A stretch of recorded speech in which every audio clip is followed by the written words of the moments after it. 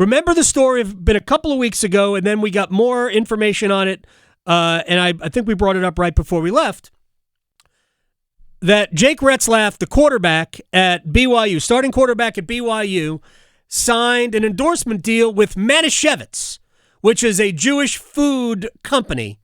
It's not very good food, but it is a Jewish food company, and he is a Jewish quarterback. He's a quarterback who happens to be Jewish, who happens to play at BYU, which is not a Jewish-centric school.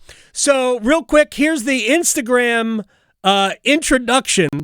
We're starting this after he's dancing around with a box of matzah. Here's the video from Instagram. I'm Jake Retzlaff, quarterback at Brigham Young University. My nickname is the BYJew, obviously a play on words from my faith being Jewish and coming to BYU. Being a Jew growing up, Manischewitz was always in the pantry, especially around the holidays. Jewish tradition is based around foods. I mean, how many holidays do we come together around a dinner table? Just about all of them. All right, so he signed a piece of matzah. He did, which it's a big flat cracker. Giant cracker. Giant cracker. If anybody's out there going to have matzah, I would suggest egg matzah. Much better than just regular matzah.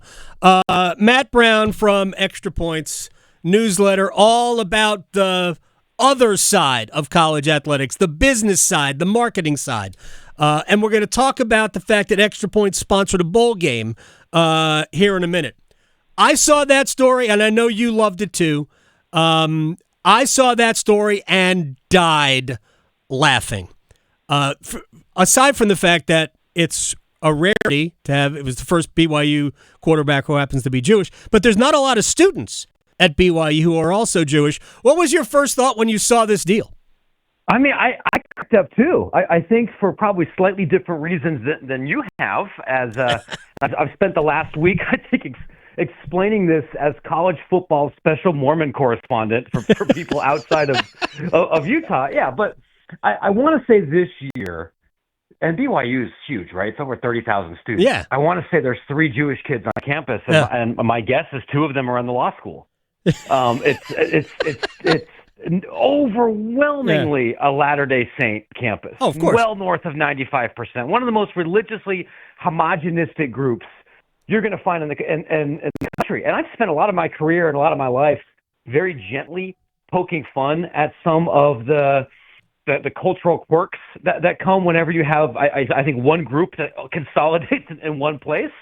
To have a guy who comes from one of the most, I want to be careful with my words here, but like it's not exotic exactly, but there's going to be a lot of cultural exchange and bridge building, I think, over the last couple of months, to have that culminate. And in his words here, one of the ways that so many people in this country experience Jewish culture is through food. I think it's awesome. I've joked about this with a lot of staffers at BYU. I cannot wait to hear about a bunch of extremely non-Jewish families trying to make latkes for the first time. So they're like, oh, well, we like Jake and we like potatoes, so how hard could this be?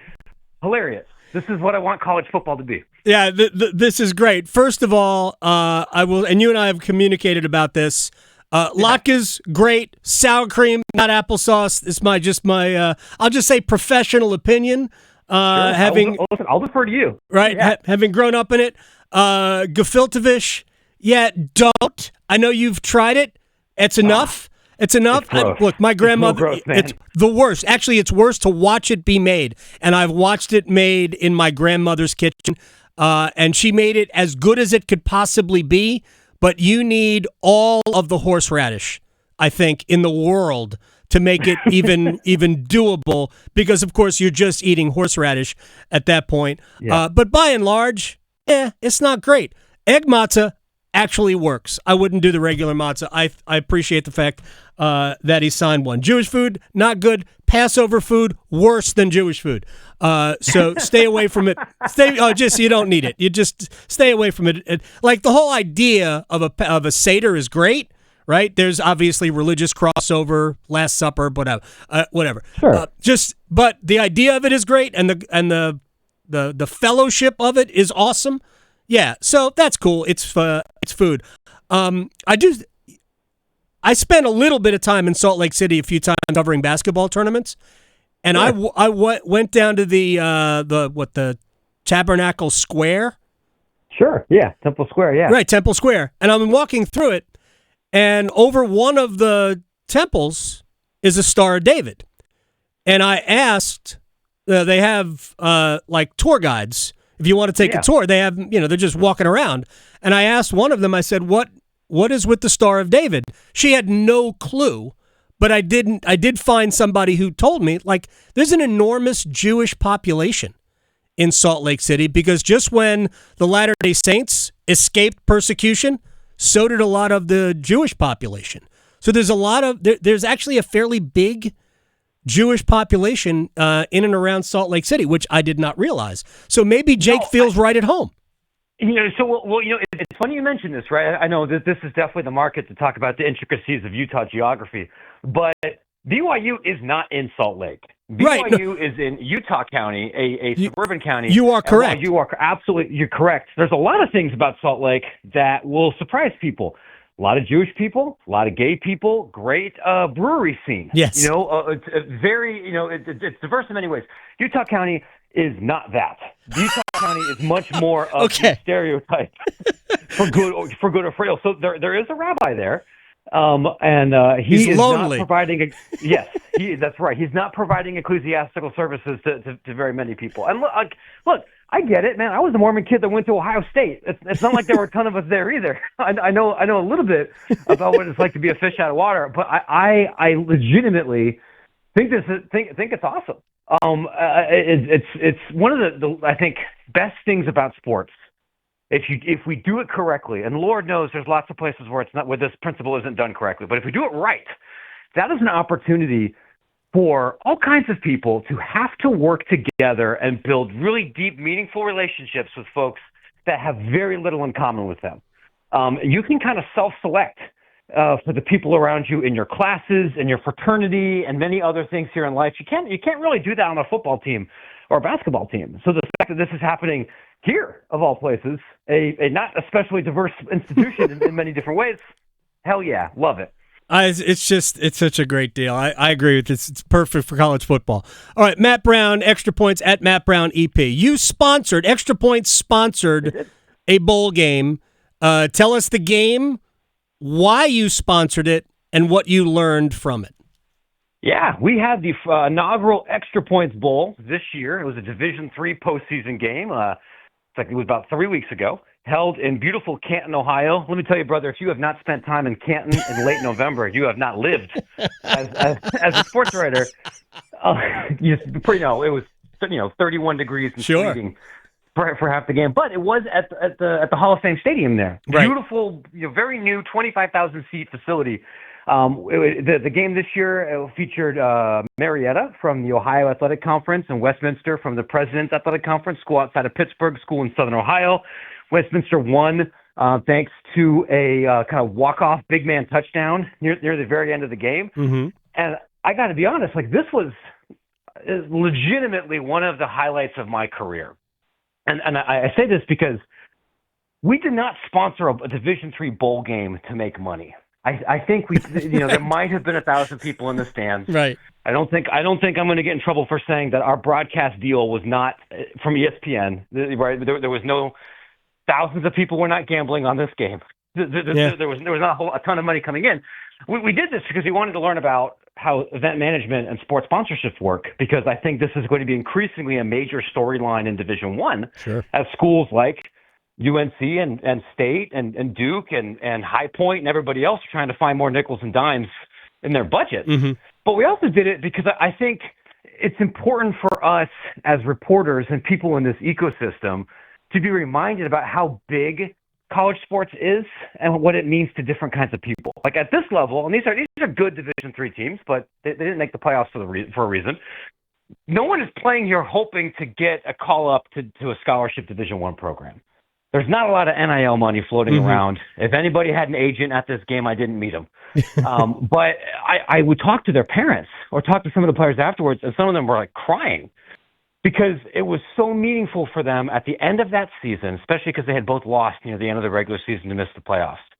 What they wanted more than anything was just one more game, one more bus ride with their buddies, one more team dinner, one more hotel trip, one more chance to strap it up and play with your best friends. And when you play college sports at a high level, I think that's often what people walk away wanting, not necessarily X, Y, or Z, just a chance to feel that again, and knowing that we got to be a part of that and to help build something sustainable. I think that's a special thing. Matt Brown at Matt Brown EP. Matt Brown from Extra Points is joining us here. All right, final thing, and this is, I don't know if we can do this in just a couple of minutes. It might have to be a longer, more broad conversation. But based on sponsorship of the bowl game at the D3 level, the opt-outs for bowls now, and I've said many years that we're not far from people opting out of college football playoff games, because ultimately their goals are not the goals to win a national championship, but to play in the NFL. And I think we're going to see it, probably not year one, but by the time we get to year 2, 3, 4, we're going to see kids opt out of bowl game of playoff games because of their ultimate personal goals. Regardless of that, we've got the transfer portal taking Duke's quarterback. Duke's quarterback's not going to play in the bowl game against Ole Miss because he's already in the portal. So Duke's got to use a quarterback that they really haven't played very much this year. My curiosity is, what about these two elements of, we have a playoff, which in many ways diminishes other bowl games. Not completely, because people like to gamble, so they're going to gamble anyway, and people will watch. ESPN knows this. But the sponsors who are getting lesser bowls with now obvious lesser talent, what is the future of that, you think? You know, for me, I think there's only one path to go down, which is the path that Pop-Tarts has embraced, the path that Duke's Mayo has embraced, and a couple of these other games have, which is you have to get stupid. And yes. I think get stupid, like not pejoratively, but you have to recognize here, you are not in the Rose Bowl. This is not some staid, hyper-traditionalist experience that's been going on for 100 years. If I'm a coach, if I'm an athletic director, if I'm a player for that matter, I think you look at these games as something that you want to win, but you want to play your younger players. You want to experiment with a couple of different things. It really is an exhibition. Like there's no real bump. You're barely paying attention to bowl prep right now anyway, because you're out recruiting or trying to maintain your own roster. I don't think the math works where sponsors can conceivably pay people enough money to play in the game and not leave. The transfer portal's already opened up.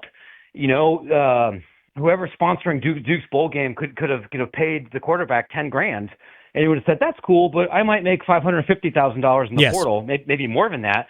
So I'm going to leave. Mm-hmm. You can't profitably give him enough money to play and stick around the game, given the risk-reward benefit here. So I think you just have to ignore all of that and try to create some means. Yeah, it's going to be interesting. 5 years from now, we might not recognize any of it.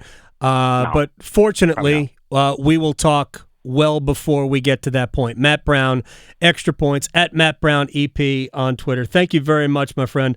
I will talk to you soon. Of course, it was a pleasure. Thanks for having me. You got it, man. Take care. Matt Brown here on The Adam Gold Show.